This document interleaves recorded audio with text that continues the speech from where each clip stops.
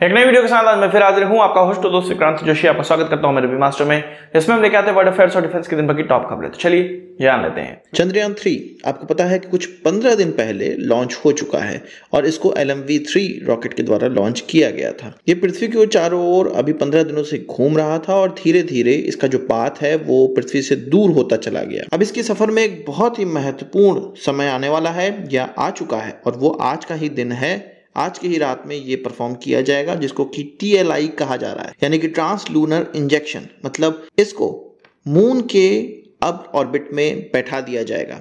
इसमें होगा ये कि इसके प्रपल्सन सिस्टम के द्वारा उसको फायर किया जाएगा और ये जो हमारा लैंडर और रोवर है ये पहुंच जाएगा लूनर ऑर्बिट में। इसको इसलिए ट्रांस लूनर इंजेक्शन कहा जा रहा है क्योंकि ये पृथ्वी के ऑर्बिट से निकलकर अब लूनर ऑर्बिट में चले जाएगा। ये जो होगा वो रात में कहा जा रहा है कि 12 बजे से लेके 1 बजे के बीच में परफॉर्म किया जाएगा, जो कि 1 अगस्त का दिन हो जाता है क्योंकि ये रात्रि का समय है, 12 बजे के बाद का समय है। हम इसरो को ऑल द बेस्ट कहेंगे। कमेंट बॉक्स में आप भी ऑल द बेस्ट कह सकते हैं। चंद्रयान 3 पे हमने टी-शर्ट ऑलरेडी लॉन्च कर दी है। आप में से कुछ लोगों की क्वेरी भी थी और हमने कहा था जब इसका प्रोडक्शन स्टार्ट करेंगे तो हम आपको बताएंगे। तो चंद्रयान 3 पे बेस्ड हमने बहुत ही सस्ती टी-शर्ट बनाई है, केवल 375 रुपए में आपको ये मिलेगी। पर शर्त ये है कि अकेले नहीं आएगी, ये कॉम्बो पैक के साथ आएगी। कॉम्बो में आप दूसरी टी-शर्ट चूज कर सकते हैं। व्हाट्सएप पे हमसे पता करिए कि कौन सी टी-शर्ट है और बुकिंग का पूरा प्रोसेस जानिए। और चंद्रयान 3 आपको चंद्रयान की लैंडिंग से पहले ही मिल जाएगी ये टी-शर्ट। फिर चंद्रयान 3 की लैंडिंग देखिए मून पर इस टी-शर्ट के साथ। बात करते हैं नाइजर की, एक ऐसा देश जहां पर कूप हुआ है, मिलिट्री कूप हुआ है और वहां पर अब जुंटा राज हो चुका है। जैसे ही उनके मिलिट्री के ऑफिसर जिसने यहाँ पर तख्तापलट किया है वो अपने ऑफिस को संभाला, बहुत सी चीज़ों पर उसने रोक लगा दी है। इसमें सबसे बड़ी रोक जो मानी जा रही है वो यूरेनियम के एक्सपोर्ट को मानी जा रही है और ये अफ्रीकी देश हाई ग्रेड यूरेनियम ओर से लबालब है और इसके द्वारा 2022 में कुछ 2020 मीट्रिक टन यूरेनियम बनाया गया और इसको विश्व का चौथा या 5वां सबसे बड़ा यूरेनियम बनाने वाला देश माना जाता है।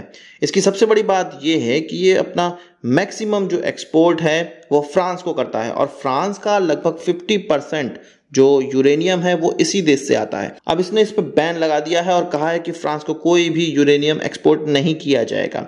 खास बात यहाँ पर यह है कि फ्रांस का जो बिजली है वो 70% यूरेनियम पे ही बेस्ड है। साथ ही साथ जो नाइजर का यूरेनियम है उससे यूरोप को 25% बिजली प्रदान करने की शक्ति प्राप्त होती है।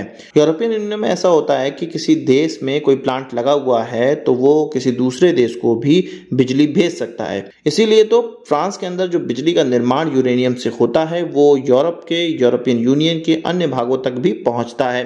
अब फ्रांस में ही दिक्कत आएगी तो यूरोप के अन्य देशों में भी दिक्कत आएगी।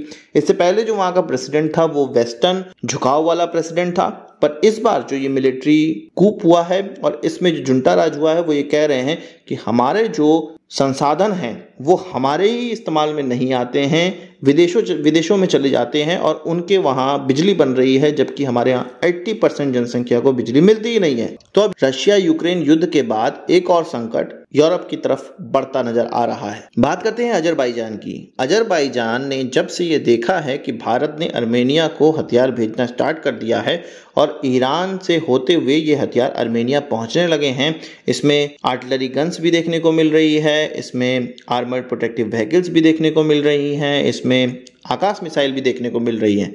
तो अब जो अजरबैजान की मीडिया है वो भारत पे वॉर मॉन्गरिंग का आरोप लगाने लगी है और कह रही है कि भारत इस प्रकार से अगर हथियार अर्मेनिया तक पहुंचाता रहेगा तो इस क्षेत्र में वॉर को बढ़ावा मिलेगा और भारत इस तरह की चीजें हमेशा से ही करता रहा है।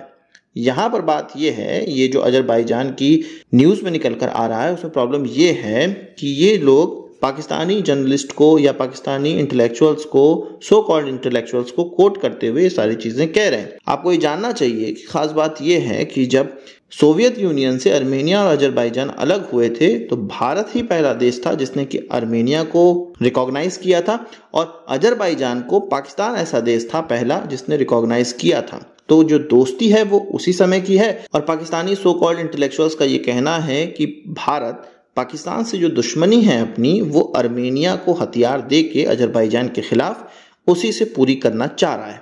तो भैया दुश्मनी हम पूरी करना चाह रहे हो नहीं करना चाह रहे हो, पाकिस्तान ऑलरेडी अजरबैजान को हथियार बेचता है, अजरबैजान को टर्की भी हथियार बेचता है। इनको लेने में, अजरबैजान को लेने में कोई प्रॉब्लम नहीं है। जब आर्मेनिया को अब दे दिया जा रहा है भारत की तरफ से, तब इनको सबसे ज्यादा प्रॉब्लम होने लगी है।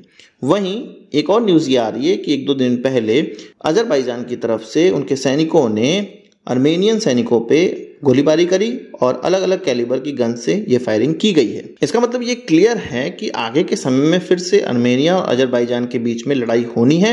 आर्मेनिया उसी की तैयारी कर रहा है, अजरबैजान उसी से परेशान है। अब बात करते हैं BYD की। आपको पता है कि ये चीन की इलेक्ट्रिक व्हीकल मेकर कंपनी है जो कि भारत में $1 बिलियन का इन्वेस्टमेंट लेकर आ रही थी। भारत की 3 मिनिस्ट्री के द्वारा इस पर रोक लगा दी गई और उनसे कहा गया कि तुम इन्वेस्टमेंट कर नहीं सकते हो। अब जो चीन है, चीनी मीडिया के माध्यम से भारत पर इसकी खींच निकाल रहा है। उनका ये कहना है कि BYD ने अपने जो भारतीय पार्टनर है, जॉइंट वेंचर का जो भारतीय पार्टनर है, उससे ये कह दिया है कि भाई भारत में ऐसा माहौल है ही नहीं कि वो इन्वेस्टमेंट कर सके और इस तरह की जो कार की फैक्ट्री है, इलेक्ट्रिक कार की फैक्ट्री है, वो भारत के अंदर लगा सके। चीन का और चीन के एक्सपर्ट का भारत पर यह आरोप है कि इस तरह से भारत अगर करता रहेगा तो भारत की तरक्की हो नहीं सकती है, क्योंकि चीन वहां पर इन्वेस्टमेंट करेगा नहीं और चीन के इन्वेस्टमेंट से भारत के अंदर तरक्की होती वो हो नहीं पाएगी। तो भैया राम राम, हमें माफ करो, हम चीन के पैसे से अपनी इंडस्ट्री को बंद नहीं होने देंगे। हाँ, चीन का इन्वेस्टमेंट उसी तरह भारत के लिए बहुमूल्य है जैसे कि चीन के अंदर US का इन्वेस्टमेंट बहुमूल्य था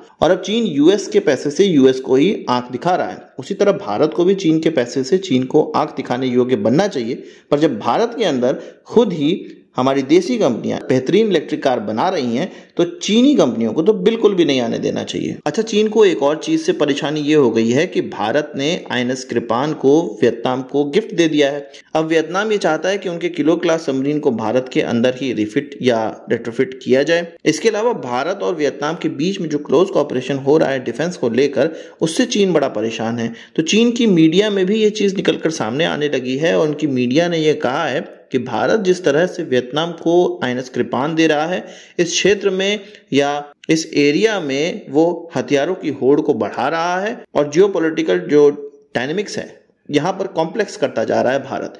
तो भैया चीन अगर भारत के इंसर्जेंट को हथियार दे तब ये कॉम्प्लेक्स नहीं हो रही, तब वहां पर जियोपॉलिटिकल डायनेमिक्स गड़बड़ा नहीं रही है।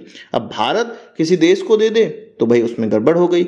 चीन का ये दोगलापन हमेशा से रहा है। चीन मुंह से कुछ और बोलता है, एक्चुअल में कुछ और करता है। भारत को भी उसके साथ यही बिहेव करना चाहिए। मुंह से कुछ और बोलो, हाँ हाँ हम तुम्हारे दोस्त हैं, हाँ हाँ तुमसे व्यापारिक रिश्ते रखेंगे, और पीठ पीछे उनके छुरा भोंको और उनको परेशान करते रहो। यही इनके साथ होना चाहिए। आपका क्या कहना है कमेंट बॉक्स में जरूर बताइएगा। आज की इस वीडियो के लिए बस इतना ही। आशा करता हूँ आपको वीडियो पसंद आया होगा। आप इसको एक बड़ा थम्स अप जोड़ देंगे। इस वीडियो संबंधित सवाल से चाहो कमेंट बॉक्स में जरूर लाइएगा और यदि आपने मेरा चैनल सब्सक्राइब नहीं किया है उसे भी कर लीजिए, क्योंकि हम इस प्रकार की वीडियो लाते रहते हैं। नमस्कार, थैंक यू, जय हिंद।